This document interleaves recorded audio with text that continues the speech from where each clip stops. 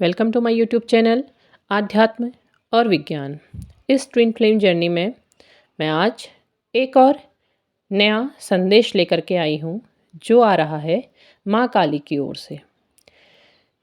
बहुत से ऐसे व्यूअर्स भी हैं जो बहुत लंबे समय से इस यात्रा में हैं या उन्हें पता चला है कि वो इस यात्रा में है, लेकिन वो समझ नहीं पा रहे हैं कि किस ओर जाना है।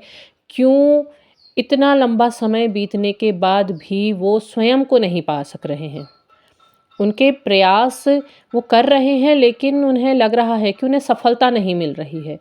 उन्हें इच्छा हो रही है कि वो कैसे इससे बाहर निकलें, लेकिन अपने डर, अपनी तकलीफ़ और अपनी जो परेशानियाँ हैं उससे वो बाहर नहीं निकल पा रहे हैं। उन्हें रास्ता नहीं मिल रहा है। इसके पीछे कारण क्या है? देखिए, बहुत से लोग इस यात्रा में जो भी उन्हें गाइडेंस मिल रही है उसको फॉलो करते हुए आगे बढ़ रहे हैं, लेकिन वो देख रहे हैं कि वो सफलता जो उनका मन चाहता है कि उन्हें मिल जाए, लेकिन वो मिल नहीं रही है। तो इसके पीछे कारण क्या है? इसके पीछे कुछ कारण हमारे संस्कार भी होते हैं। मैं संस्कारों को गलत नहीं कहूँगी, बल्कि कहने का मतलब ये है कि हम कोई भी काम करते हैं, उस काम को हम एक तरीके के को लेकर के उसे फॉलो करते हैं। तरीका होता है कि बचपन से ही हमें सिखाया जाता है कि आप ऐसे उठो, ऐसे बैठो, ऐसे सो, आपका सर इस तरफ होना चाहिए, आपने ये काम इस तरह से करना है, आपने अगर पूजा करनी है तो इस तरह से करनी है, इतने बजे करनी है। तो ये सब क्या है? ये सब है हमारे संस्कार ही हैं जो हमें सिखाए गए हैं। अब हम उसी तरीके से उसे फॉलो करने का प्रयास करते हैं। अब जब जो व्यक्ति इस जर्नी में आता है, इस आध्यात्मिक जर्नी में आता है, तो वो अपने ईश्वर से जुड़ने का प्रयास करता है। अब यहाँ क्या होता है? यहाँ वो उन्हीं रिचुअल्स को फॉलो करने का प्रयास करता है कि हाँ, किसी ने गाइड किया था कि 3 से 4 बजे के बीच में अगर उठेंगे तो ही हम अपनी आध्यात्मिक यात्रा को आगे बढ़ा सकते हैं। अब उसके लिए वो टाइम फिक्स कर रहे हैं, हर रोज़ उठने की कोशिश कर रहे हैं, हर रोज़ उठ भी रहे हैं।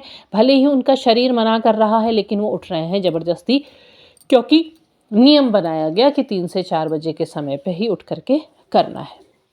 ऐसे ही पूजा करने का नियम कि पूजा भाई इतने बजे से इतने बजे तक पूजा हो जानी चाहिए, इतने मंत्रों का उच्चारण कम से कम करना चाहिए, जाप करना है आपने कम से कम 108 माला को इतने बार आपने जाप करना है, ये एक नियम बना दिया गया। अब ये नियम तो फॉलो हो रहे हैं, लेकिन क्या मन को शांति मिल रही है? प्रश्न अब यहाँ पर आता है। क्या इतना सब कुछ करने के बाद भी मन पूरी तरह शांत हो पाया है? इसी प्रश्न को उठाती है काली।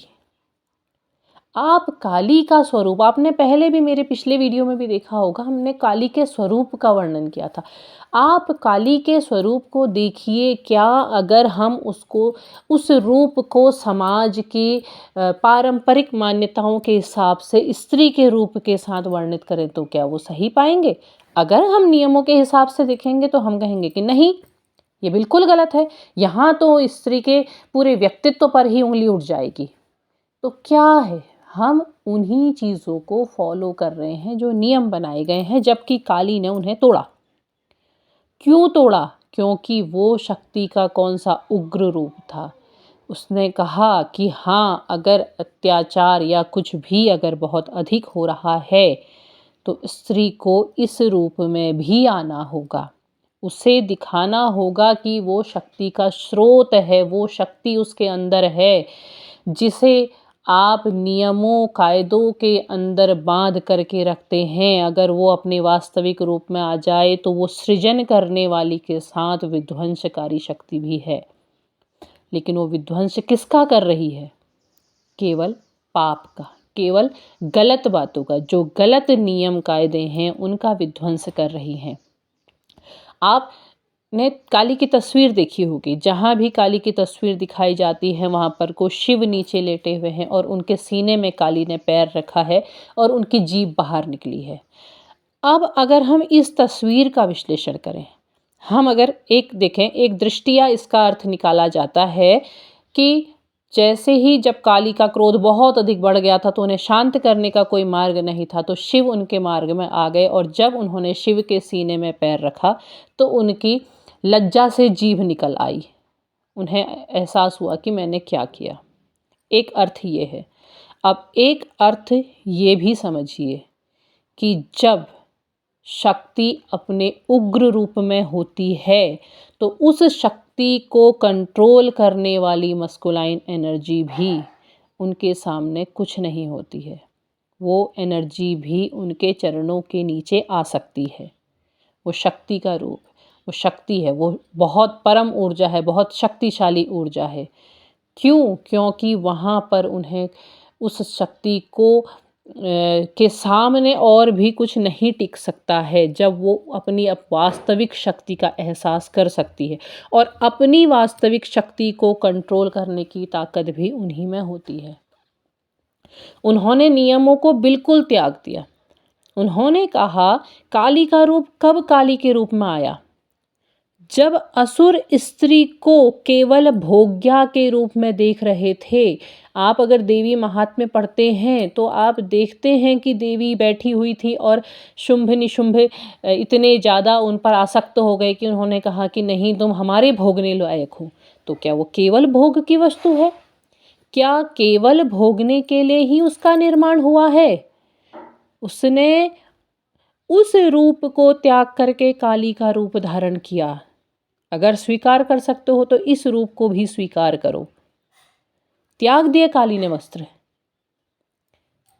क्योंकि संसार में जो वास्तविक निर्माता हुआ, जो वास्तविक निर्माण हुआ, वहाँ क्या था?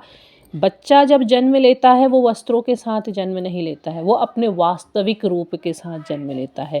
और उसी वास्तविक रूप को स्वीकार कर रही है कौन? काली। वो बता रही है कि आप वास्तविक रूप में क्या हैं। आप बाहरी चर्म के बाहरी जो हमारा आवरण है, जो हमारे आँख नाक मुंह है, हमारे हाथ पैर है, हमारी शरीर की बनावट है, आप वो नहीं हैं। आप एक ऊर्जा हैं, आप एक शक्ति के पुंज हैं जिसे आप भूल रहे हैं। अब जो भी यात्रा है में है, क्योंकि हम इस मुद्दे पर भी रहेंगे बने हुए कि जो भी यात्रा में हैं, हम क्या कर रहे हैं? हम नियमों का पालन कर रहे हैं, हम नियमों को फॉलो कर रहे हैं। हमें कहा गया है कि आप मंत्र, इतनी माला मंत्र जाप कीजिए। अब आप नहीं बैठ पा रहे हैं, लेकिन आपने कहा कि नहीं, हमने नियमों का पालन करना है, हमने उतनी देर उसे फॉलो करना है, हमने उतनी देर मंत्र जाप करना है।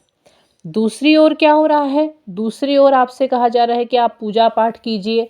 आप पूजा कर रहे हैं। अब पूजा के तो जो मंत्र हैं वो तो संस्कृत में लिखे गए हैं। हम बड़ी कोशिश करके, बड़ी तकलीफ झेल करके उन संस्कृत में मंत्रों का उच्चारण कर रहे हैं, उच्चारण कर रहे हैं, लेकिन क्या मन शांत हुआ? बल्कि हम एक चीज़ और अपने साथ लेकर के आए, एक अहंकार। दूसरे को दिखाने की प्रवृत्ति की देखा, हमें तो संस्कृत भी पढ़ना आता है, संस्कृत में भी हम मंत्र उच्चारण कर लेते हैं। एक और नेगेटिविटी हमारे अंदर समा गई। हम उससे अलग क्यों नहीं हो रहे हैं? क्यों हम इतना लंबा यात्रा करने के बाद भी उस यात्रा में सफल नहीं हो रहे हैं? क्यों हम नियम कायदों से बंधे हुए हैं? खान-पान में कहा जा रहा है कि नहीं, आपने ये खाना है, आपने ये नहीं खाना है। अब आपका मन क्या कर रहा है? आपका मन कर रहा है कि नहीं, मुझे ये खाना है, लेकिन आपने नियम बाँधा है कि मैंने नहीं खाना है। तो क्या हुआ? आप फिर नियम और कायदे के दायरे में फँसते चले गए। तो क्या हुआ? आपका मन, आप जिस शांति की तलाश में, जिस पूर्णता की तलाश में भटक रहे थे, वो तो आपने पाई ही नहीं। क्यों नहीं पाई? क्योंकि आपने नियमों में अपने आप को बांध दिया।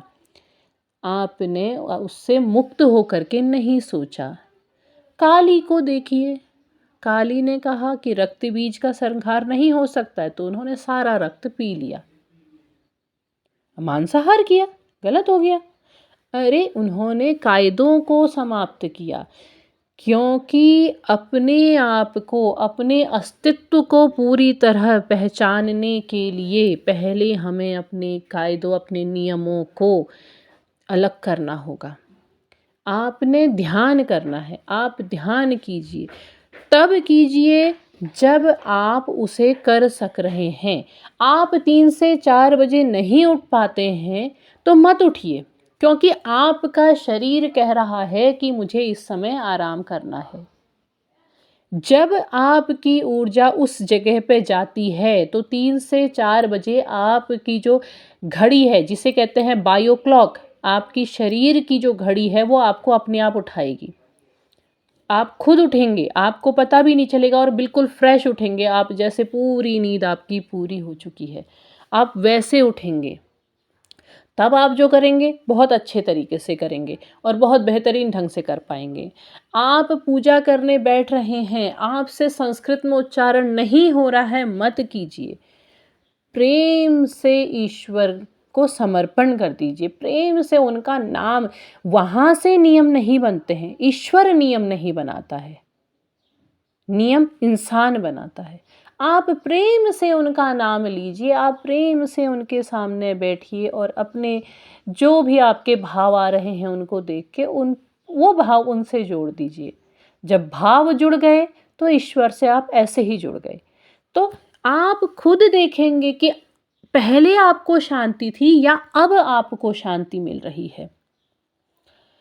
आप नियमों के हिसाब से नहीं, आप अपने हिसाब से कीजिए। आप ये सोचते हैं कि इतने बजे जागने के बाद हम ध्यान करेंगे तो हमारे चक्रा जागरण होंगे और हम चक्रों को जागृत करेंगे, और ज़बरदस्ती आप आँख बंद करके उलझे रहते हैं, दिमाग में हज़ारों विचार घूम रहे होते हैं।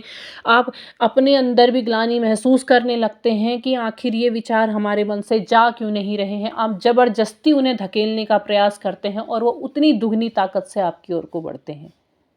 छोड़ दीजिए, मत कीजिए, क्योंकि जब आप ध्यान करते करते आगे को बढ़ेंगे, आपके चक्र जागरण की अवस्था में जाएंगे, तो वो स्वयं आपसे कहेंगे, आपका शरीर आपसे स्वयं कहेगा कि इस समय ध्यान करना है, इस समय बैठना है, क्योंकि अब चक्रों को जागृति, अब चक्र जो है आपको महसूस कराएंगे, आपके शरीर में वो चीज़ें होंगी, उसके बारे में मैं बताऊंगी आपको कि क्या परिवर्तन आते हैं जब चक्र जागृत होते हैं। तो चक्र आपको बताएंगे, आप स्वयं उठ करके जाएंगे और ध्यान में बैठेंगे, क्योंकि आपका वो चक्र आपको पुकार रहा है, उसके जागरण का समय आ गया है। तो आप सबसे पहले इन नियम कायदों से, जिसके अंदर आपने अपने आप को जकड़ा है, आप उनसे मुक्त होकर के ईश्वर से जुड़िए। आप जब उनसे मुक्त होंगे तब आप देखेंगे कि अब वास्तव में जिस शांति की आप तलाश कर रहे थे, वो आपको अब मिल रही है। तो उम्मीद है आपको मेरी बात समझ आई होगी, और अगर पसंद आई है तो प्लीज़ लाइक, शेयर, सब्सक्राइब कीजिएगा और कमेंट बॉक्स में माता काली के नाम का जयकारा लगा दीजिएगा। तब तक के लिए धन्यवाद।